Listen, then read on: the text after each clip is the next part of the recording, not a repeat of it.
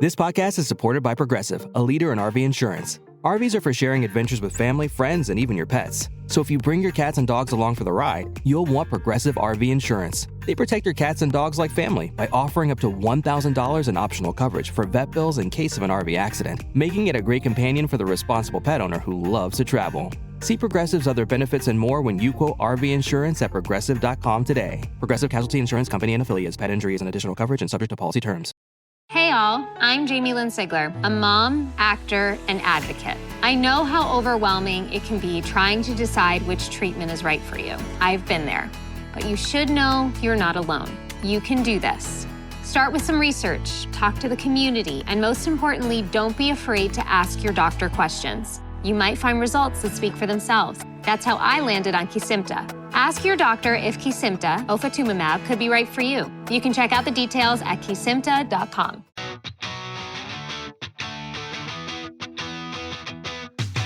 Welcome back to Rams Up, your favorite LA Rams podcast. We are part of the Fans First Sports Network, and you can follow us on YouTube at youtube.com/@RamsUpPodcast. I'm your host, Mark. I'll be joined often by my football guru, Ian, along with a bunch of other friends of the show on occasion. Let's get to it. Hey, welcome back, everybody. Mark from Rams Up here. It's been a minute, but we do have something important to talk about this episode. The Rams have signed their top draft pick, second-round pick, Terrance Ferguson, the tight end out of Oregon. And this is a pretty big deal. We need to get him signed, and they did before camp starts on the 22nd. Now, Ian had talked extensively an episode ago about how this NFL union collusion case, NFL Players Association leadership colluding with the owners about guaranteed money, and how this had delayed the signing of a bunch of second-round picks. But things are starting to happen on that front. And Ferguson is in camp, will be in camp, signed per his agent, a $9.7 million contract, $8 million guaranteed. And this is just really good news for this offense. I think the Rams are probably going to be potentially impacted more than any other team if second-round picks are not in camp, because he is indeed their top pick. So this is a really good development. Need these rookies in camp, especially a tight end.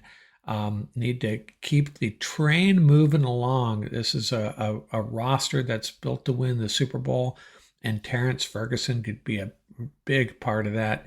So, we got that great tight end room, and we might have been okay without him for a while, but man, this is Terrance Ferguson has a potential to be a really big impact player. Don't expect it day one.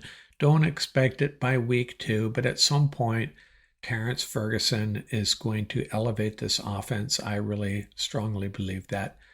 Let's get through some other news and notes. We got the good news behind us. Anything else we want to talk about? Well, that TJ Watt rumor mill will end. He has signed with the Steelers, $123 million 3-year contract. Seems like a lot of money, but the Rams have been in this situation.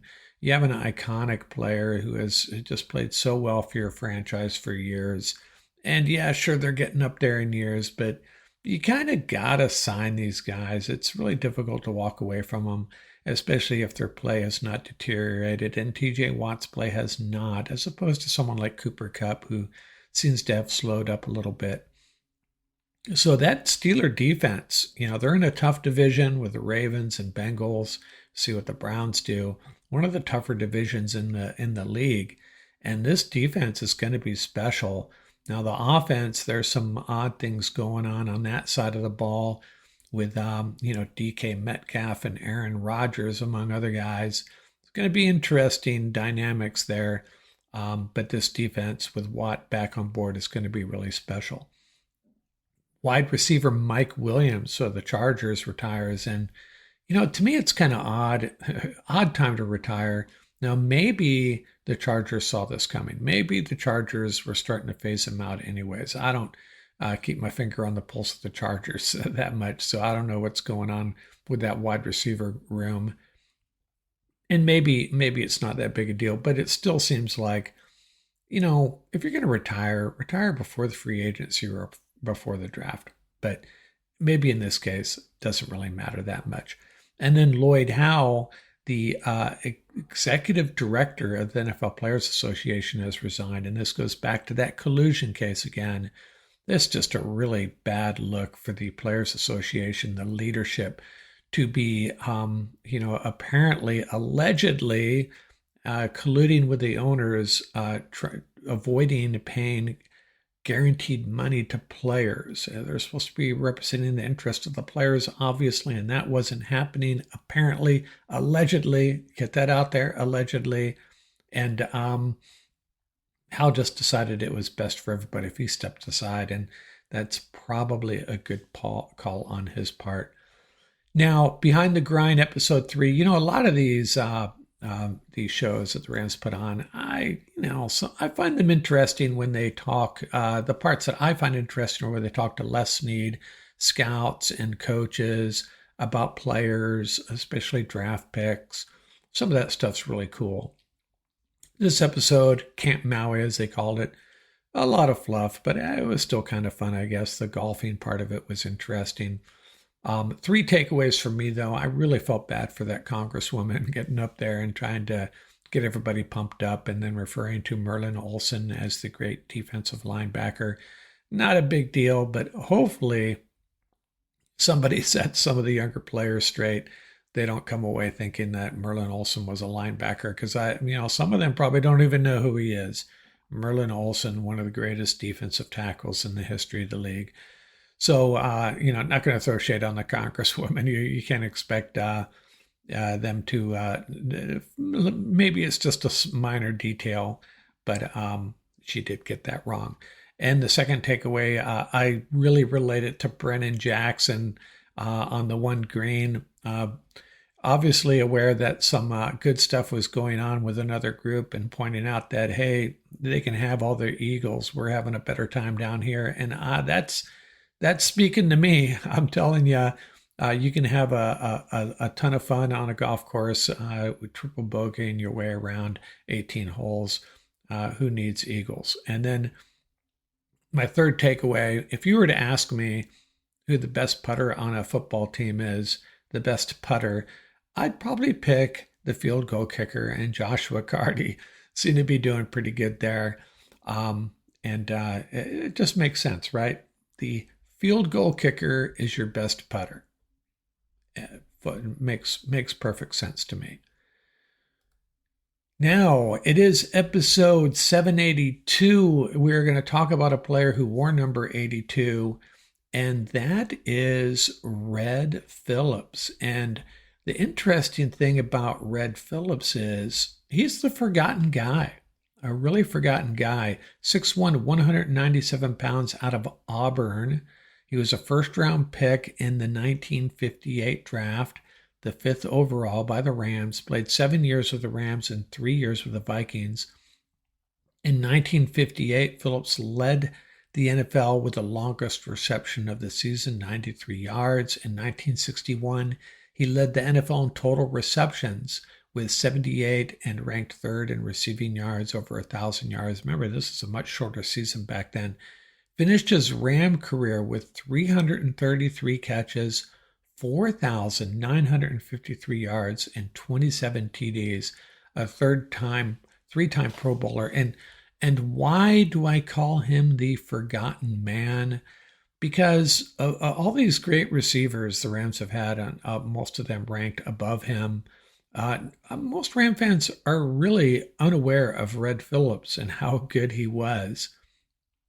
I mean, Isaac Bruce, Torry Holt, Tom Fears, Elroy Crazy Legs Hirsch, Jack Snow, Henry Ellard, Flipper Anderson, Cooper Kupp, Puka Nacua, and, Red Phillips, he's right up there with all those guys, and a guy that most Ram fans are probably unaware of. And by the way, 100 episodes ago, I did talk about Bobby Duckworth and that famous call by John Madden. That's not a pass to Duckworth. That's a duck to Passworth. That was the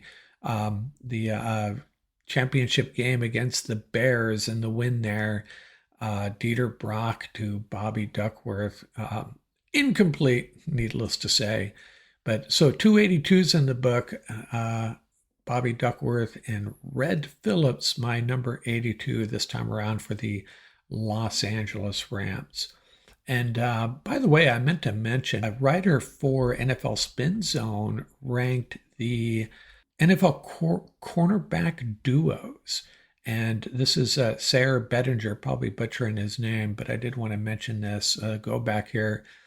He ranked the NFL cornerback pairings, and the Rams came in at 29th. That's Witherspoon and Darius Williams. And as he put it, the Rams had the best of the worst cornerback duos in the NFL. Williams and Witherspoon have proven themselves capable, but the ceiling is lower than most duos around the league, and the floor is also lower than most. They need the pass rush to be elite.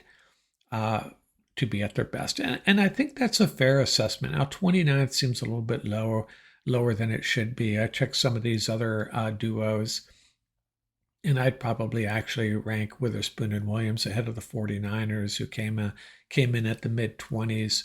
But I'm not going to get spun up about that ranking. I think it's a fair assessment. Maybe the ranking's a little bit lower than it should be, though. What else we got here? I wanted to talk about a camp battle as we get closer to training camp. We talked about the running backs a little while ago. And what about the fourth safety? And discounting Quentin Lake for a moment. Your burger is served. And this is our finest Pepsi Zero Sugar. Its sweet profile perfectly balances the savory notes of your burger. That is one perfect combination. Burgers deserve Pepsi. We have Cam Kinchins, Cam Curl, and Jalen McCullough. They appear to be the top three. Quentin Lake listed as a safety, except on the depth chart where he's listed elsewhere. Let's just call him a DB.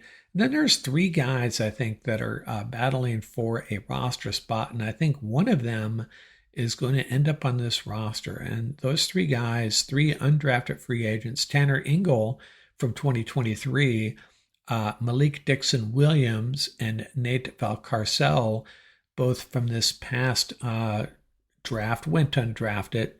Now, Ingle, 5'8", but 195. That's a pretty fairly short for a safety, but dude must be stout at 195 pounds, out of North Carolina State.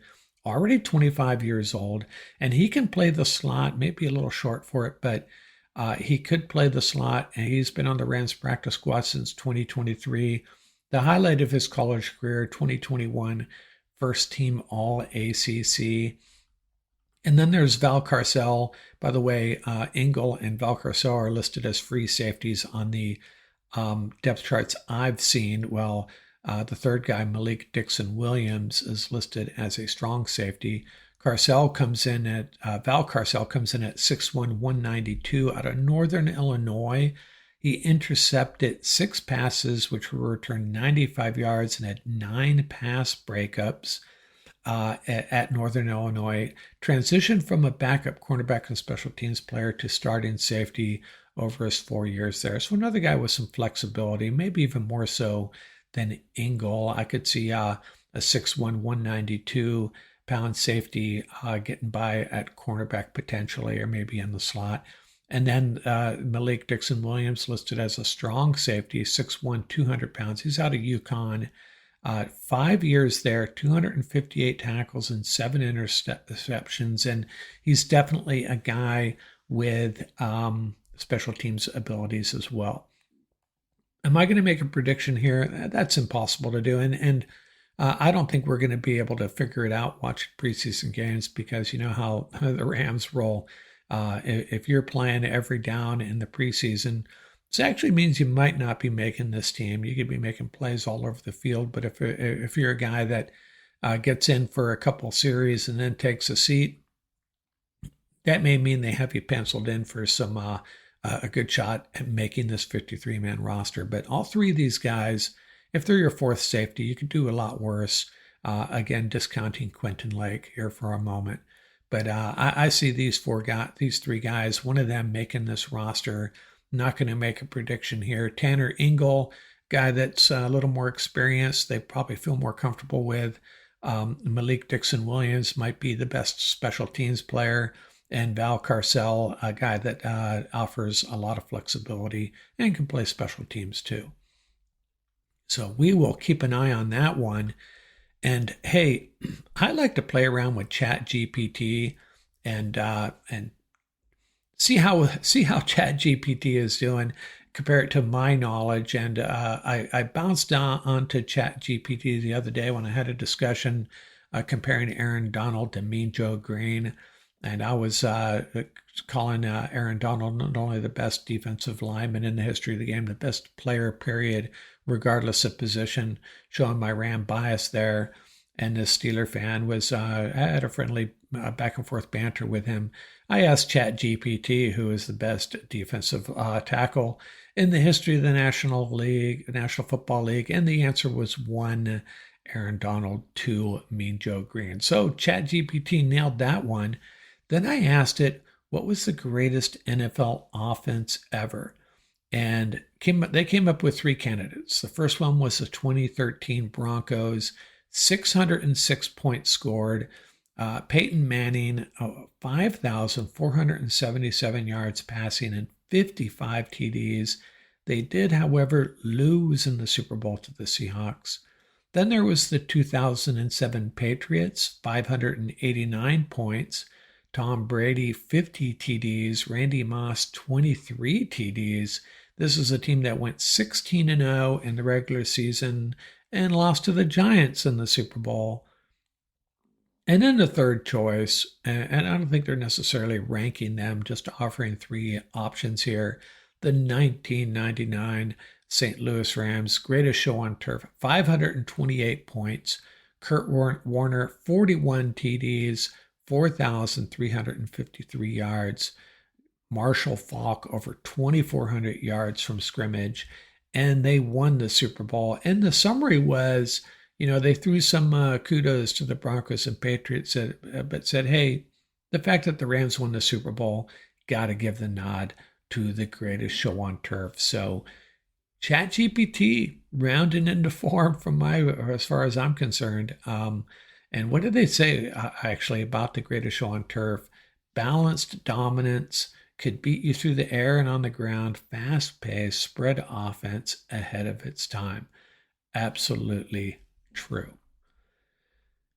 Okay, and speaking of ChatGPT, I also asked it about some wide receiver comparisons, and it got me thinking again about the Steelers. We talk about in that conversation about Mean Joe Green and Aaron Donald, I made the comment that a lot of Steelers and Cowboys just end up being overrated because of their franchises, and I really believe that.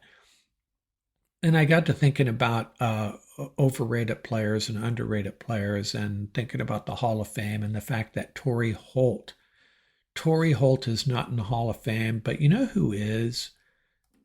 Steelers wide receiver Lynn Swann. And this is a great example of a player, Lynn Swann I'm talking about, who landed on a very successful franchise, didn't do anything remarkable during the regular season, had some big-time catches in playoff games and Super Bowls, and ends up in the Hall of Fame. And to me, there's no comparison. Torry Holt was a greater player, and I don't think it's even close. And I went and looked at some data here. 1,000-yard seasons, Lynn Swann, 0. Torry Holt, 8. Pro Bowls, Lynn Swann, 3, and even that surprises me. Torry Holt, 7. Career yardage, Lynn Swann, 5,462 yards. Think about that number for a second. 5,462. Torry Holt, 13,382 yards. Receptions, 336 for Lynn Swann, 920 for Torry Holt. Career TDs, Lynn Swann 51, Torry Holt 74. Now, if you're thinking that Torry Holt has had a longer career, no, not really the case. Yards per game, Lynn Swann 47.1 yards, 47.1 yards, Hall of Fame wide receiver. Torry Holt 77.4. And let's think about those receptions for a minute for Lynn Swann, a Hall of Fame wide receiver, 336 catches in his career. That's less than Nelson Aguilar has in his career. So I don't know, man. This is just another great argument for Torry Holt belonging in the Hall of Fame, and another case of where, players on championship teams just get promoted to as far as awards and recognition, and sometimes extremely unfair. Torry Holt belongs in the Hall of Fame, and I'll argue that. I'll argue that all day long. Torry Holt is a greater wide receiver than Lynn Swann and belongs in the Hall of Fame. That's all I'm going to say about that. Out here, I'm sure Ian's going to jump on sometime and talk about the Terrance Ferguson signing and what that means, or maybe we'll save that for, our Wednesday night recording. We'll see. But out here from Rams Up, really good day, productive day. The Rams sign Terrance Ferguson. He'll be in camp on the 22nd at Loyola Marymount. All systems go for the 2025 LA Rams. This episode is brought to you by LifeLock. Between two-factor authentication, strong passwords, and a VPN, you try to be in control of how your info is protected. But many other places also have it, and they might not be as careful. That's why LifeLock monitors hundreds of millions of data points a second for threats. If your identity is stolen, they'll fix it, guaranteed, or your money back. Save up to 40% your first year. Visit LifeLock.com/podcast for 40% off. Terms apply.